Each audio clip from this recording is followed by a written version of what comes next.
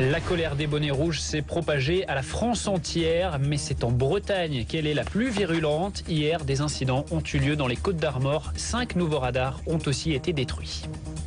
Un emprunt de 4,5 milliards d'euros sur les marchés financiers. L'État s'endette pour régler le dossier Crédit Lyonnais, plus de 20 ans après. L'opération est prévue en décembre, après le feu vert du Parlement. Les bonnets rouges sont-ils allés trop loin? La fronde anti-écotaxe commence à toucher d'autres régions, mais c'est toujours en Bretagne que la colère est la plus forte. Regardez ces images.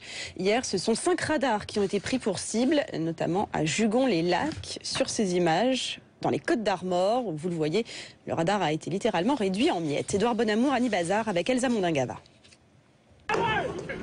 Après les portiques écotaxes, c'est au tour des radars d'être pris pour cible. Des radars automatiques attaqués comme symbole de l'État.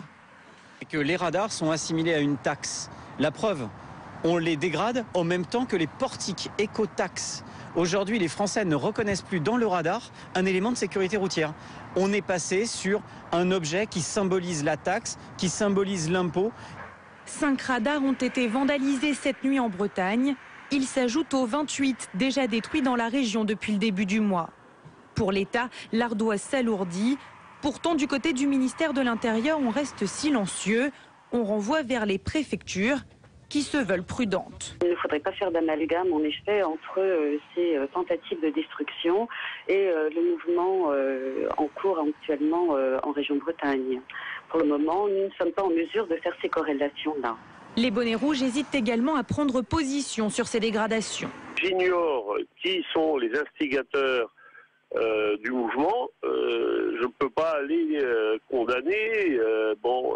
Aujourd'hui, il y a obligatoirement des débordements. Si tout le monde marche sur des œufs, Laurent Wauquiez, lui, dit voir en cette fronde l'exaspération de la France qui travaille.